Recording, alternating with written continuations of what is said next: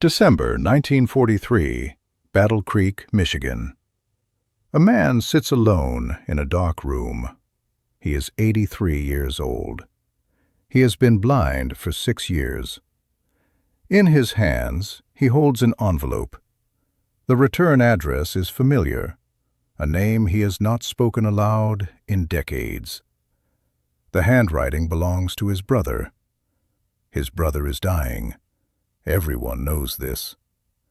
The great Dr. John Harvey Kellogg, who once treated presidents and titans, who built a medical empire that drew the wealthy and powerful from across the world, is 91 years old and fading. Bronchitis has settled into lungs that were never strong. The end is coming. And now, after 37 years of silence, after lawsuits and betrayals and wounds that never healed, his brother has written a letter. Someone will have to read it to him. The blind man cannot read it himself. He will have to sit and listen while another person's voice delivers whatever words his dying brother has chosen to send. He sets the envelope down. "Not yet," he says. Or perhaps he says nothing at all. Perhaps he simply places it on the table beside his chair and returns to the darkness behind his eyes. The letter sits unopened. On December 14, 1943, John Harvey Kellogg dies. Only then does the blind man ask someone to read him the letter. Only after his brother is dead. Only when reconciliation is no longer possible. The letter contains an apology. After 91 years, John Harvey Kellogg has finally admitted what he never acknowledged while he was healthy and powerful. He treated his younger brother badly. He took him for granted. He failed to recognize his contributions. He is sorry. The words arrive too late to be answered. The hand that wrote them is already cold.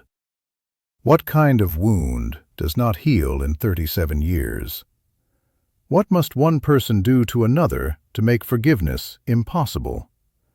What happens inside a family when success poisons everything it touches? This is the story of Will Keith Kellogg and John Harvey Kellogg, two brothers who invented cornflakes together, two brothers who built empires that still exist today, two brothers who died within 8 years of each other and spent their final decades as enemies. The cereal you pour into your bowl every morning carries a signature. That signature is a monument to triumph. It is also a scar. Chapter 1. The Children of Battle Creek. Battle Creek, Michigan in the 1860s was not like other American towns. While the rest of the nation recovered from civil war and chased industrial fortunes, this small city in the southwestern corner of the state had become the spiritual headquarters of a religious movement convinced that the world was about to end. The Seventh-day Adventists had gathered here by the thousands. Their beliefs were specific and demanding. They expected the second coming of Christ within their lifetimes.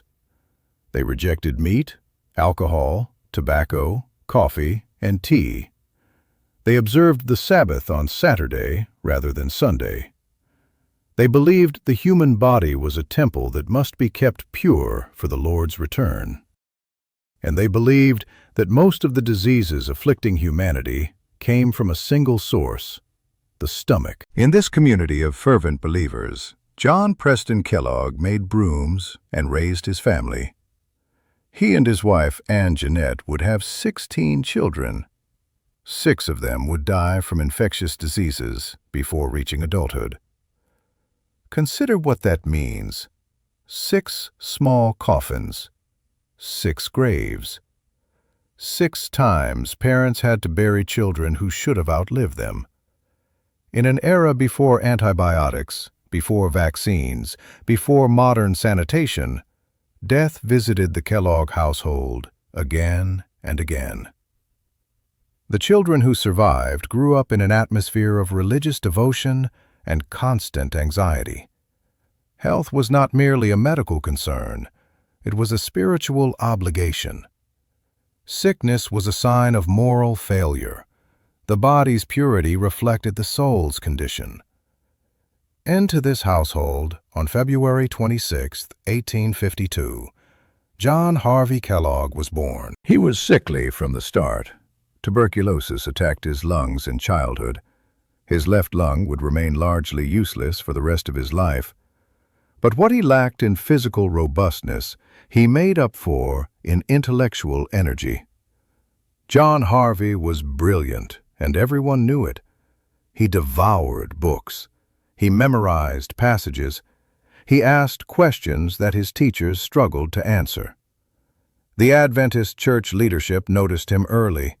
They saw potential, a young man who could bring scientific credibility to their health reforms. They decided to invest in his education. They would send him to medical school. They would make him a doctor. He would become the voice of Adventist health philosophy to the wider world. John Harvey Kellogg was chosen. 8 years later, on April 7, 1860, Will Keith Kellogg was born.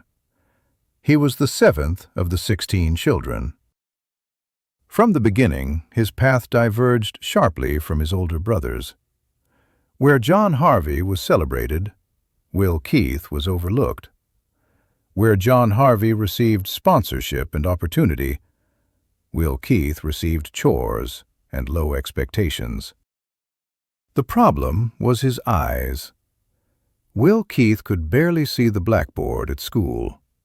The letters blurred together. The numbers swam. His teachers assumed he was slow. His family assumed he was dim. Nobody thought to check his vision. The boy who would one day build a business empire worth billions spent his childhood labeled as the family's disappointment. Think about what that does to a child. Every day, watching his brilliant older brother receive praise and attention. Every day, being treated as lesser, as limited, as not quite right. Every day, failing at tasks that came easily to everyone else, not because he lacked intelligence, but because he couldn't see. At 13, Will Keith dropped out of school.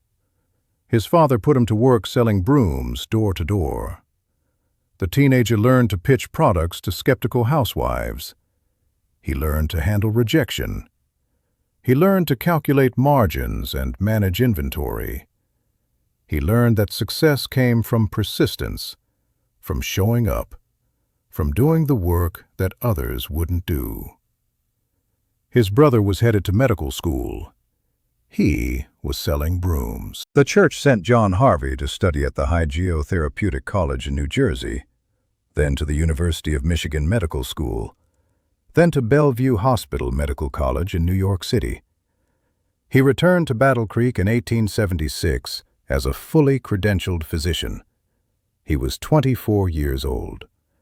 He was ready to take charge of the Adventist health institution that would make him famous. The Western Health Reform Institute had been founded a decade earlier to put Adventist health principles into medical practice. It was struggling. The church elders needed someone with vision and medical credentials to transform it. John Harvey Kellogg was their man. He immediately renamed it the Battle Creek Medical Surgical Sanitarium. The word sanitarium was his own invention, a combination of sanitary and sanatorium.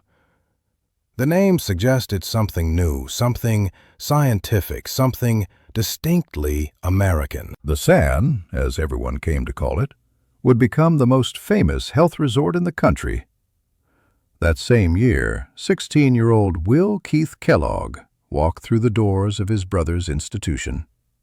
He was not there as a patient. He was there as an employee. John Harvey needed someone to keep the books, manage correspondence, and handle the administrative details that bored him. Will Keith needed a job. The arrangement seemed natural. It would last 25 years. Chapter 2. The Servant and the doctor. The routine began before dawn. Will Keith Kellogg arrived at the sanitarium while most of Battle Creek still slept. He lit the fires. He prepared the correspondence. He organized the doctor's schedule for the day ahead. By the time John Harvey Kellogg emerged from his quarters, everything was ready. The younger brother had made sure of it. The work itself was endless.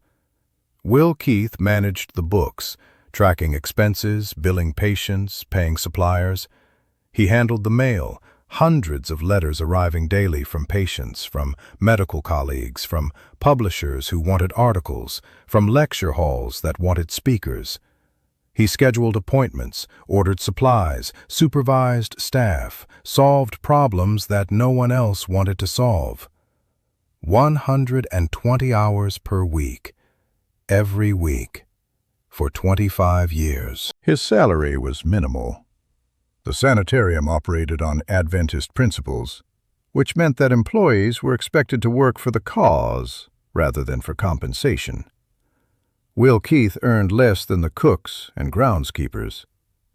But the work was not the worst part.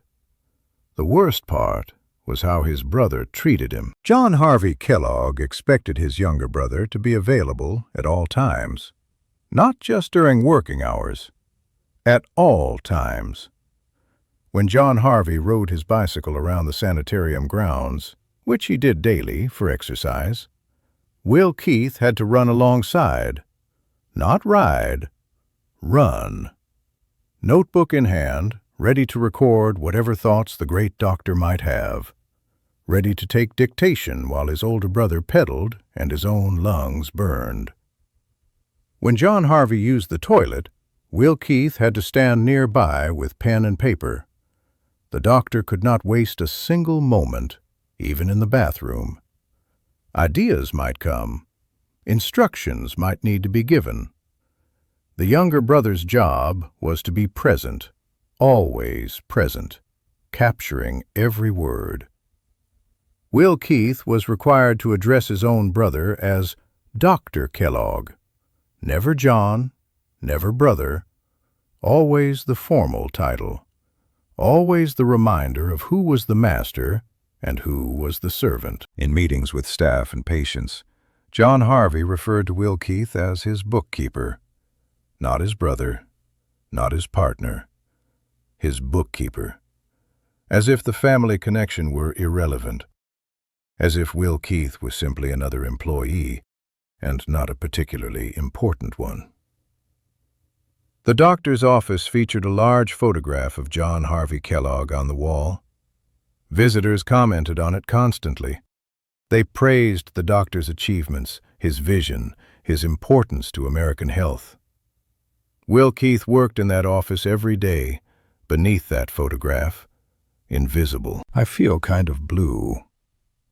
Will Keith wrote these words in his diary in 1884.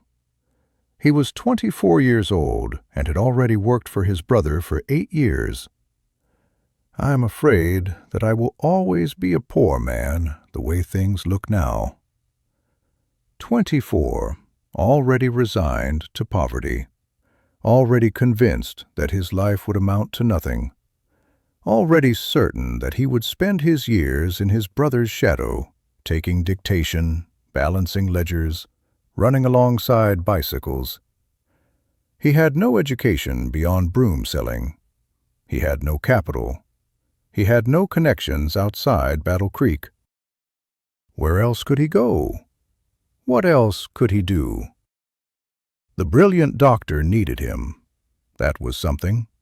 The sanitarium couldn't function without his administrative work.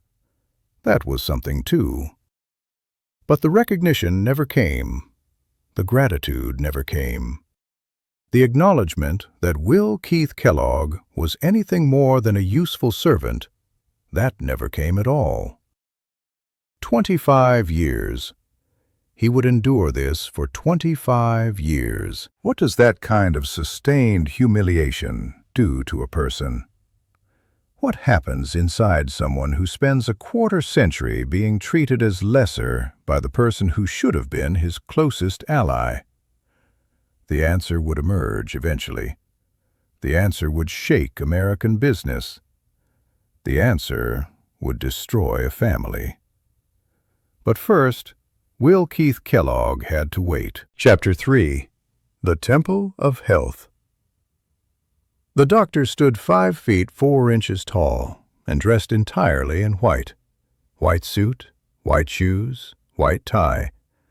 On his shoulder sat a white cockatoo named Dan.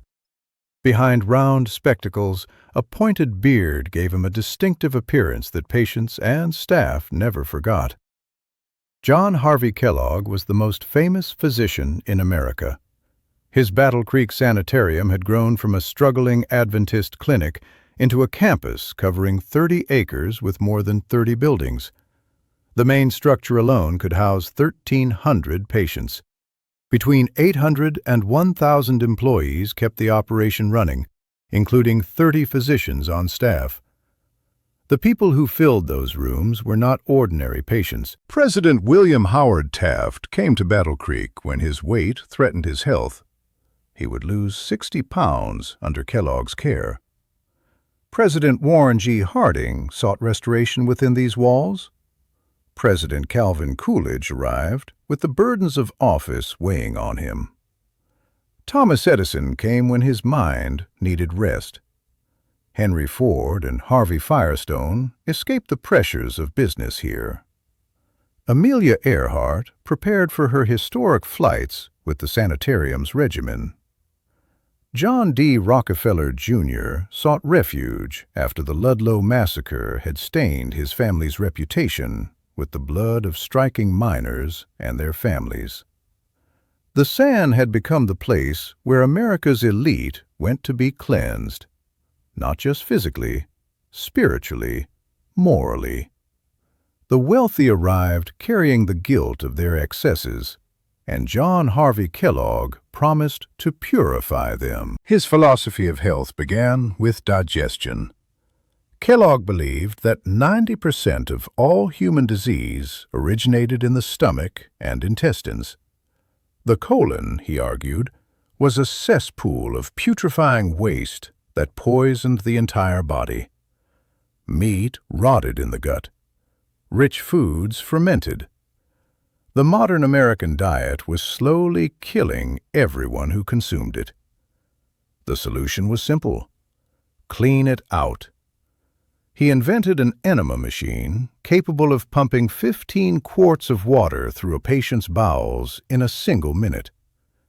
Patients received multiple enemas daily, sometimes as many as 5. Kellogg himself took one every morning and another at midday. He believed that regular colonic irrigation was essential to health and longevity. Water alone was not enough. Kellogg believed the intestines needed to be colonized with beneficial bacteria. His solution was yogurt, administered from both ends. Patients consumed half a pint by mouth. The other half was pumped directly into the rectum. The procedure was meant to establish healthy flora throughout the entire digestive tract. For patients who needed additional stimulation, there was the vibrating chair. This wooden seat shook the body at up to 60 oscillations per second. The violent trembling was designed to promote bowel movements. It often succeeded, immediately and involuntarily. Light therapy cabinets bathed patients in the glow of dozens of electric bulbs. Sinusoidal machines sent mild electrical currents through their bodies. Mechanical horses provided exercise for those too weak to ride real ones. President Coolidge enjoyed his sanitarium horse so much that he had one installed in the White House. Patients submitted to these treatments because John Harvey Kellogg told them to. His authority was absolute. His confidence was unshakable. He spoke with the certainty of a man who had never experienced doubt. But John Harvey Kellogg's deepest obsession was not the bowels. It was sex. He had married Ella Eaton in 1879. The marriage was never consummated. The couple maintained separate bedrooms for their entire 41 years together. Instead of biological children, they fostered 42 orphans over the years and legally adopted 8. Kellogg wrote extensively about what he called the solitary vice. Masturbation, he warned in his books and lectures, was the source of countless maladies: poor posture, acne, weak vision, heart palpitations, epilepsy, insanity. The evidence, he claimed, was overwhelming. His recommended preventions were extreme. For boys, he advocated circumcision performed deliberately without anesthesia. The pain, he wrote, would create a salutary association in the child's mind, linking sexual pleasure with suffering. In severe cases, he recommended suturing the foreskin shut with silver wire to make erections impossible. For girls, he prescribed the application of carbolic acid directly to the clitoris. The burning sensation, he argued, would discourage self-stimulation. These were not fringe ideas hidden from public view. Kellogg published them in best-selling books. He lectured on them to packed auditoriums. Parents across America followed his advice, subjecting their children to procedures that would be considered torture today. The sanitarium's entire dietary program was designed partly to suppress sexual desire. Heavy, flavorful foods were thought to inflame the passions. Bland, simple fare would keep the body calm and the urges dormant. Patients ate boiled vegetables, whole grains, and nuts. They drank water and fruit juices. They consumed nothing that might excite the senses. This philosophy, that food should be medicine, that flavor was dangerous, that blandness was virtue, would lead directly to the invention of cornflakes. Chapter 4. The Accident. The year was 1894. In the sanitarium kitchen, Will Keith Kellogg was boiling wheat. This was part of his endless duties, not just bookkeeping, but also assisting with food preparation, equipment maintenance, whatever needed to be done. The wheat was meant to be rolled into thin sheets, then baked into a digestible form that patients with weak stomachs could tolerate. It was one of dozens of health foods the sanitarium produced. Something interrupted him. A patient needed attention. A delivery arrived. A crisis demanded his presence elsewhere. Will Keith left the pot of boiled wheat sitting overnight. The next morning he returned to find the wheat had dried out and become stale. Standard procedure would have been to throw it away and start over. But Will Keith was frugal. Years of poverty had taught him not to waste anything. He decided to run the stale wheat through the rollers anyway. What emerged was not a flat sheet. The wheat had separated into individual flakes. Each grain had become a thin, crispy flake that held together when handled. The texture was unlike anything the sanitarium had produced before. Will Keith showed his discovery to his brother. John Harvey recognized immediately that this was something new. They refined the process. They experimented with different grains. They discovered that corn produced the best results. Light, crispy flakes that patients actually enjoyed eating. Cornflakes were born. But here is where the story takes its crucial turn. John Harvey Kellogg saw cornflakes as a medical tool. They were digestible. They were bland. They would not inflame the passions. They were perfect for the sanitarium's patients. He had no interest in selling them to the general public. Commerce was beneath him. He was a physician, not a businessman. The idea of marketing health food to ordinary Americans seemed almost vulgar. Will Keith saw something different. He saw a product that people actually wanted to eat. He saw a manufacturing process that could be scaled. He saw grocery stores across America, millions of breakfast tables. A business opportunity beyond anything Battle Creek had ever imagined. For years, Will Keith tried to convince his brother to commercialize cornflakes. For years, John Harvey refused. The sanitarium would make cornflakes for patients. That was enough. Meanwhile, other people were watching. Charles William Post had come to the Battle Creek Sanitarium in 1891 as a patient. He was suffering from nervous exhaustion, what we might today call depression or chronic fatigue. He spent 9 months under John Harvey Kellogg's care.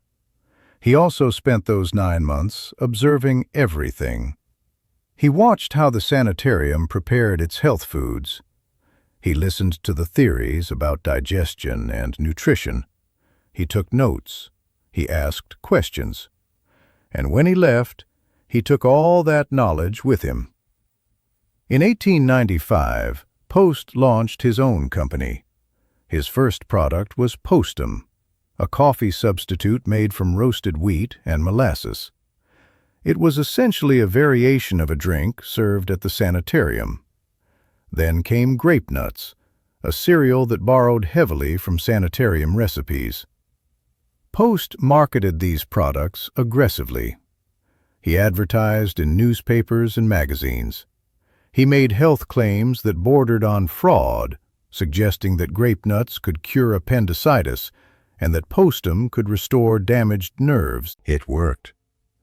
By 1901, Charles William Post was a millionaire. His company would eventually become General Foods. Will Keith Kellogg watched this happen. He watched a man who had been a patient at the sanitarium become fabulously wealthy selling products based on ideas that the Kelloggs had developed. He watched his brother dismiss the entire phenomenon as beneath notice. The great doctor could not be bothered with commerce. The servant who balanced the books could think of nothing else. Chapter 5. The Liberation. February 19, 1906. Will Keith Kellogg was 46 years old. He had worked for his brother for 25 years. He had spent a quarter-century taking dictation on toilet seats, running alongside bicycles, being called bookkeeper instead of brother. On this day, everything changed. Will Keith founded the Battle Creek Toasted Cornflake Company. He bought out his brother's interest in the cereal business. For the first time in his life, he was his own man. The terms of the buyout were contentious. John Harvey would later claim he was pressured into the deal. He would claim he never intended to give up his rights to the Kellogg name. He would claim that his younger brother had taken advantage of him. But in February 1906, John Harvey Kellogg barely noticed. The sanitarium was thriving. Cereal was a sideline, a dietary tool, not a serious business opportunity.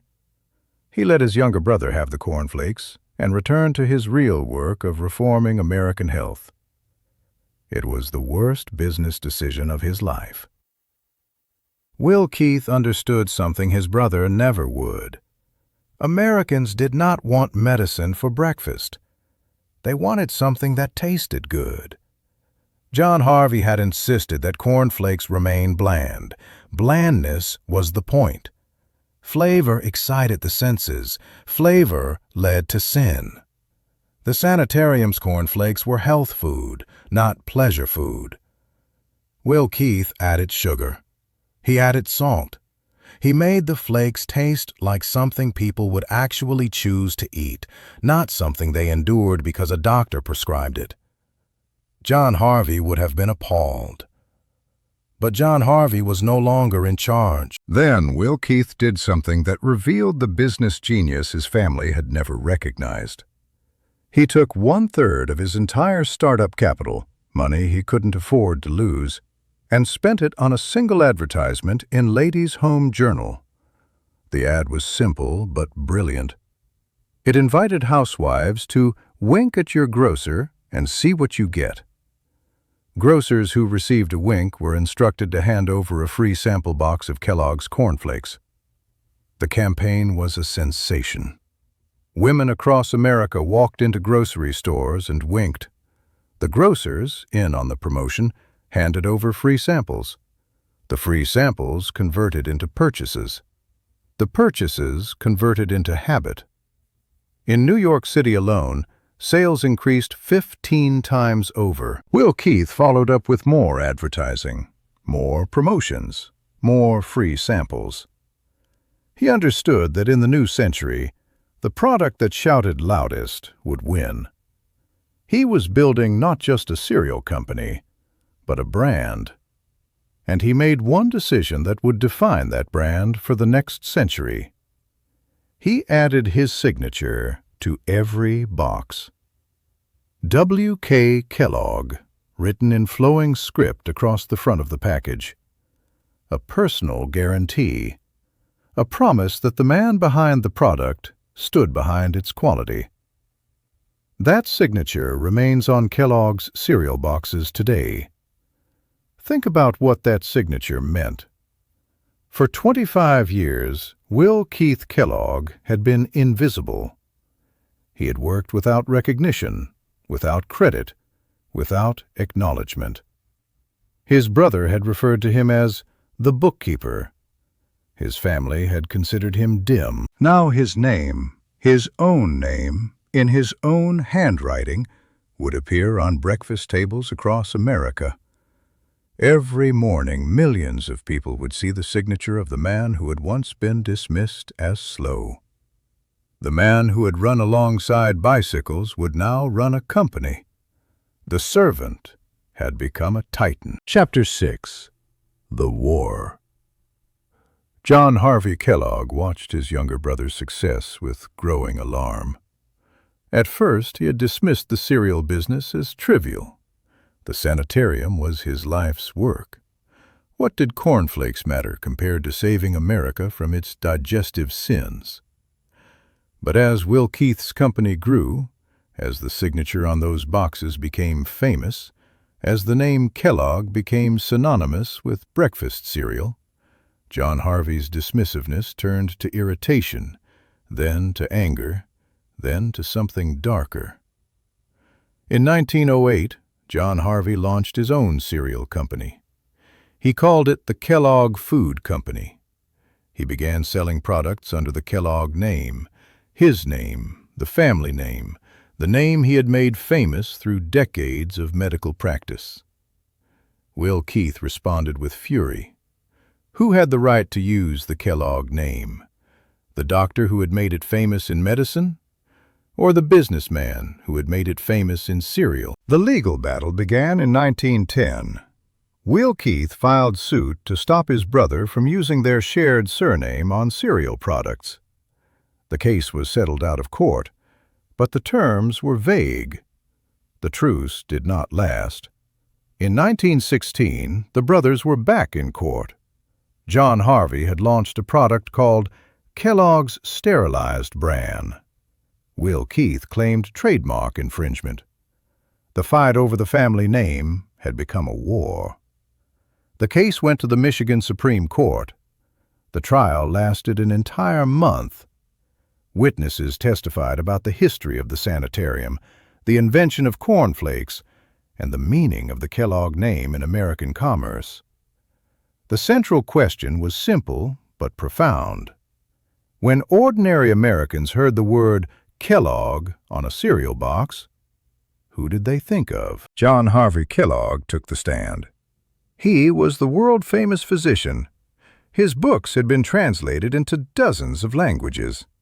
He had treated presidents, titans of industry, and celebrities from around the world. For 40 years, the name Kellogg had meant health, wellness, and medical authority. He was the original Kellogg, he argued. He had made the name famous. His younger brother was merely a businessman trading on the family reputation, a reputation that John Harvey had built through decades of medical practice. Will Keith Kellogg presented a different case. He had spent millions of dollars advertising Kellogg's cornflakes. His signature appeared on every box. His company had made the Kellogg name famous in grocery stores across America and around the world. When a housewife reached for a box of Kellogg cereal, she was not thinking of a doctor in Battle Creek. She was not thinking of enemas and vibrating chairs and yogurt administered from both ends. She was thinking of breakfast. She was thinking of the product Will Keith had built. In December 1920, the Michigan Supreme Court delivered its verdict. Will Keith Kellogg won completely. He was granted exclusive rights to use the Kellogg name on cereal products. John Harvey was ordered to pay back all the profits his cereal company had earned over the previous decade. He was forbidden from ever using the Kellogg name on food products again. The legal victory was total. The personal cost was permanent. After the ruling, the brothers rarely spoke. When business required them to meet, Will Keith insisted that a third party be present. He would not be alone in a room with his brother, not ever again. The decades of condescension, the years of being treated as a servant, the fight over credit for cornflakes, the lawsuits and the public accusations. Will Keith had won in court, but he could not forgive. John Harvey continued to run the sanitarium. Will Keith continued to build his cereal empire. They lived in the same small city. Their names appeared on products across America, but they existed in separate worlds. Two brothers, one family name, and a hatred that would last until death. Chapter 7. The Cottage by the Lake. By 1925, Will Keith Kellogg was 65 years old and finally rich beyond imagination. His cornflakes company was producing 120,000 boxes every single day. The brand he had built from nothing was recognized in every grocery store in America. The signature that appeared on every box was known to millions. After a lifetime of poverty and servitude, he decided to build something for himself. He chose a spot 15 miles from Battle Creek at Gull Lake. The property sat on the highest elevation overlooking the water, 110 feet above the lake's surface. It covered 32 acres with 1,600 feet of private shoreline. Will Keith hired the architectural firm Benjamin & Benjamin from Grand Rapids to design his retreat. His instructions were specific. He wanted something that looked like it had stood for centuries. The architects delivered a neo-Tudor masterpiece. The exterior featured authentic half-timbered walls with stucco panels, exactly as one would find on a manor house in the English countryside. Leaded glass windows with heraldic shields caught the morning light from the lake. The roof was clad in Ludovici tiles, imported and expensive, topped with terracotta chimney finials that gave the silhouette a distinctly old-world character. 15,000 square feet of Tudor palace, perched on a bluff overlooking the water. But Will Keith was not content with the house alone. He transformed the entire property into a gentleman's estate. A Dutch windmill rose from the grounds, purely decorative but perfectly authentic in its details. A greenhouse grew roses, citrus fruits, and flowers year-round, supplying fresh bouquets for the manor daily. Down by the water sat a boathouse. Elsewhere on the property, a pagoda added an unexpected Oriental accent to the English landscape. The landscapers suggested planting young trees that would mature beautifully over time. Will Keith refused. "At my age," he told them, "you can't wait for trees to grow." He ordered fully mature trees transplanted onto the property instead. He wanted his paradise complete, and he wanted it now. Think about what that statement reveals. Here was a man who had spent 25 years waiting for recognition, waiting for opportunity, waiting for his brother to acknowledge his worth. Now he had money, and he would not wait for anything. Not even trees. He called it the cottage. The name was either extreme modesty or a private joke. Perhaps it was both. A 15,000-square-foot Tudor palace with a windmill and a greenhouse and a pagoda and a boathouse.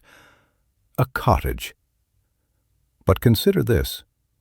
To a man who had grown up with nothing, who had expected nothing, who had spent decades earning less than the cooks and groundskeepers at his brother's institution, perhaps it really did feel like just a cottage, a simple place by a lake, a home. In 1918, 6 years after his first wife Ella died, Will Keith had married Dr. Carrie Staines. She was a physician who had worked at the Battle Creek Sanitarium, one of the few women doctors of her era. In 1926, she moved with him into the completed manor house. The estate became a summer retreat for the extended Kellogg family. Grandchildren arrived for long visits. They played games in the billiard room while their grandfather watched. They explored the grounds, ran across the lawns, splashed in the lake. Will Keith had never experienced such things as a child. As a boy, he would say late in life, I never learned to play. His Seventh-day Adventist upbringing had left no room for frivolity. His years as his brother's servant had left no time. Now, at 65, he had built a palace where play might finally be possible. He couldn't play himself, he didn't know how, but he could watch his grandchildren play. He could give them the childhood he never had. His own pleasures were quieter. Will Keith loved silent films. He installed a projection system at the manor and hosted regular movie nights for family and guests. In the darkness of his private screening room, the man who had spent decades balancing ledgers could finally sit still and be entertained.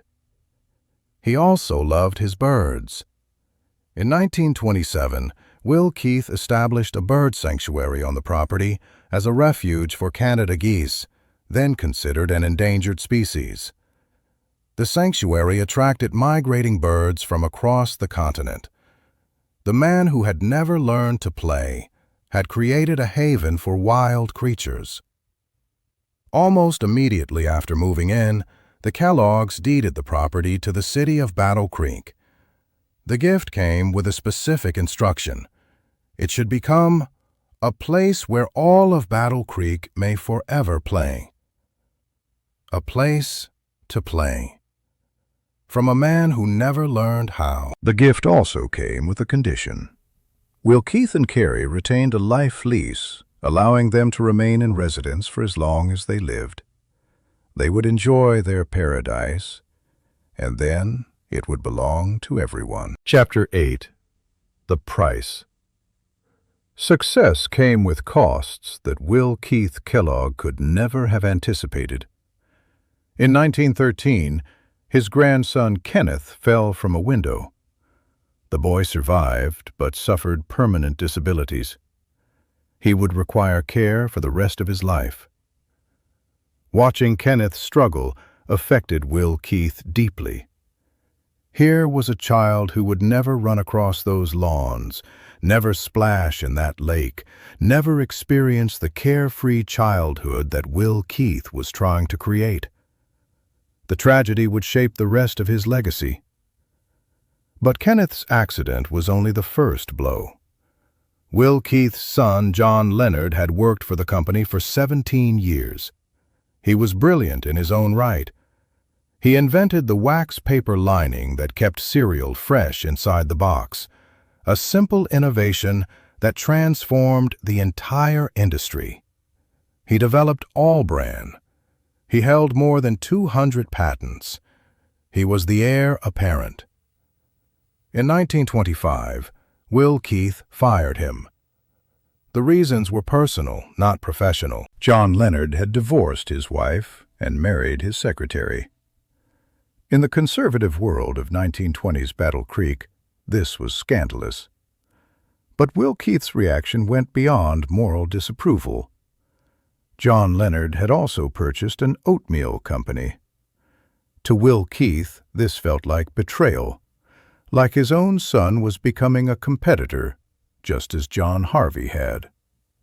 The father who had spent his life fighting for recognition now saw threats everywhere. The son who had worked loyally for 17 years found himself cut off completely. Will Keith could not tolerate disloyalty. He had endured too much of it from his brother. He would not endure it from his son. Father and son did not speak again. In 1930, at the height of the Great Depression, Will Keith established the W.K. Kellogg Foundation. Over his lifetime, he would donate $66 million to the foundation, 54% of his Kellogg Company stock. The focus was simple: children's health, education, and welfare. Perhaps he was thinking of Kenneth when he made these gifts. Perhaps he was thinking of all the children who would never have what his grandchildren had. Perhaps he was trying to give others the childhood he had never experienced himself. The foundation funded the Ann J. Kellogg School in Battle Creek, which pioneered inclusive education for disabled children. It built hospitals and clinics. It trained nurses and doctors. It fed hungry children during the Depression when their parents had nothing. When asked about his philanthropy, Will Keith rejected any suggestion of saintliness. "I am a selfish person and no philanthropist," he said. "I love to do things for children because I get a kick out of it." A kick out of it. The man who never learned to play getting a kick out of helping children. In 1937, doctors diagnosed Will Keith with glaucoma. The disease progressed rapidly. Within a few years, the man who had once struggled to see blackboards could see nothing at all. He would spend the last decade of his life in complete darkness. Blindness did not stop him. He continued attending board meetings at the company. He still visited the factory floor, guided by German shepherd dogs descended from the famous Rin Tin Tin line. When his directors recommended cutting the advertising budget during hard times, Will Keith overruled them. He ordered an increase of $1 million instead. He understood that a crisis was exactly when a company needed to fight for attention. The servant who had once watched in silence had become a leader who refused to be silenced. Then came the final blow. After firing John Leonard, Will Keith had turned to his grandson, John Jr., as the new successor. The young man joined the company and rose through the ranks. He would inherit the empire his grandfather had built, but the pressure proved too much. John Jr. was demoted after a series of struggles.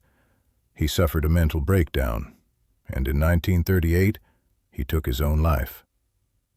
Will Keith Kellogg had now lost 2 grandsons, one to a fall from a window, one to despair. By the end of his life, Will Keith's 2 surviving sons had broken off all contact with their father.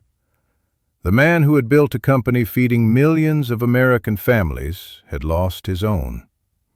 The man who had been dismissed as dim-witted, who had worked so long in his brother's shadow, had built something that would outlast them both.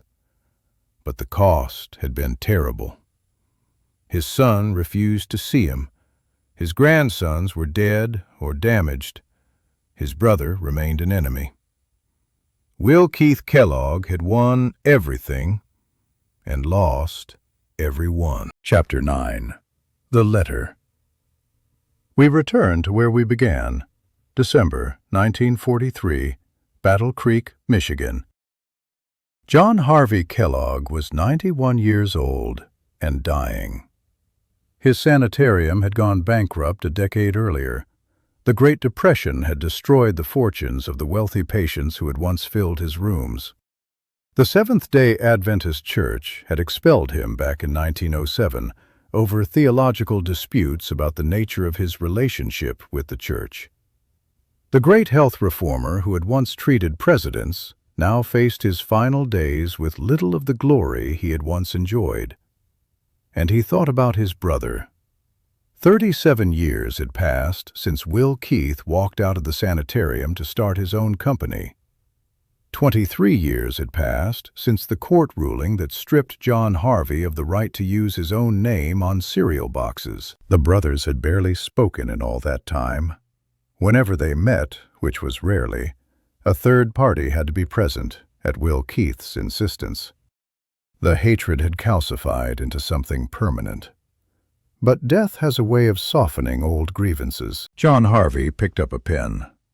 He wrote a letter to his younger brother. In it, he admitted what he had never acknowledged while he was healthy and powerful. He had treated Will Keith badly. He had taken him for granted. He had failed to recognize his contributions. He was sorry. The words, written in a dying man's hand, were sent to Will Keith's home. An apology after 91 years. A confession after decades of denial. A plea for reconciliation as death approached. The letter arrived. Will Keith Kellogg was 83 years old. He had been completely blind for 6 years. Someone would have to read the letter aloud to him. He chose not to have it read. The envelope sat on his table, unopened. Why? Perhaps he was afraid of what it contained. Perhaps he suspected it was an apology, and he did not want to face the choice of whether to accept it. Perhaps he had spent so many years hating his brother that he could not imagine any other way to feel. Perhaps the wounds were simply too deep. 25 years of humiliation. 25 years of running alongside bicycles, taking dictation on toilets, being called bookkeeper instead of brother. No words on paper could erase that. Or perhaps Will Keith Kellogg, blind and alone and surrounded by the wreckage of his family, simply did not have the strength to forgive. The letter sat unopened. On December 14, 1943, John Harvey Kellogg died of bronchitis. He was 91 years old. Only then, only after his brother was dead, did Will Keith ask someone to read him the letter. Only after reconciliation was no longer possible. The words were read aloud in that dark room. The apology, the admission of wrongdoing, the request for forgiveness. Will Keith Kellogg listened. What he felt, no one recorded. Regret, perhaps, that he had waited too long, that he had let his brother die without responding. Or satisfaction, that his brother had finally acknowledged the truth, that after 91 years, John Harvey Kellogg had admitted what Will Keith had always known, that he had been wronged. Or simply the hollow realization that it was over. The war was finished. The enemy was dead. And Will Keith was alone with his victory. Epilogue. The Grave's Will. Keith Kellogg lived 8 more years. He continued his work with the foundation. He remained involved with the company he had built. The blind old man still showed up, still made decisions, still cared about the empire that bore his name. The cottage by the lake had been taken over by the military during the war. Will Keith and Carrie had to leave their Tudor palace. Carrie returned to her family in Fenwick, Michigan. She died in 1948 without returning to the manor. Will Keith leased a smaller house down the road. The man who had built a palace now lived simply, waiting for the end. When death finally came, it came quietly. On October 6, 1951, Will Keith Kellogg died at his home. He was 91 years old, the same age his brother had been. Oak Hill Cemetery sits on a gentle slope in Battle Creek, Michigan. Among its graves lie Sojourner Truth, the abolitionist and women's rights activist, and C.W. Post, the cereal pioneer who had made his fortune from ideas he learned at the sanitarium. And here, side by side, rest the Kellogg brothers. John Harvey Kellogg, 1852 to 1943, Will Keith Kellogg, 1860 to 1951. In death, they lie closer than they ever allowed themselves to be in their final decades of life. 2 headstones, 2 names, 1 family, torn apart by ambition and pride. The sanitarium, where it all began, no longer exists as John Harvey knew it. The grand building became a military hospital during World War II, then a federal center. The patients stopped coming long ago. The enemas and vibrating chairs and yogurt treatments are remembered now only as curiosities from a stranger era of American medicine. But the cottage by the lake still stands. The Tudor Manor at Gull Lake, where Will Keith watched his grandchildren play and screened silent films in the evenings, has been preserved. Michigan State University uses it for research and education. Students and scientists walk the grounds where the serial king once planted fully grown trees because he could not wait for saplings to mature. And the signature endures. Every morning, in kitchens across America and around the world, people reach for boxes bearing the name W.K. Kellogg wrote over a century ago. They pour cornflakes into bowls without thinking about the brothers who invented them, without knowing about the decades of humiliation that preceded them, without understanding the family that was destroyed in their wake. Will Keith Kellogg once wrote in his diary that he feared he would always be a poor man. He was wrong about that. He became one of the wealthiest men in America. He gave away $66 million to help children he would never meet. He built a company that still feeds millions. But he was right about something else. As a boy, he never learned to play. And as a man, he never learned to forgive. The letter from his dying brother sat unopened until it was too late. The reconciliation never came. The brothers are together now, in the Michigan earth, their graves just feet apart. The war over the Kellogg name is finally over. Some wounds cannot be healed with words. Some hatreds outlast the people who carry them. Some families break in ways that cannot be mended. Will Keith Kellogg built an empire. He fed a nation. He helped children he never met. But his own brother died without hearing a reply. That is the price of cornflakes. That is the cost of victory. That is the legacy that sits every morning on your breakfast table, on your breakfast table, on your breakfast table, on your breakfast table, on your breakfast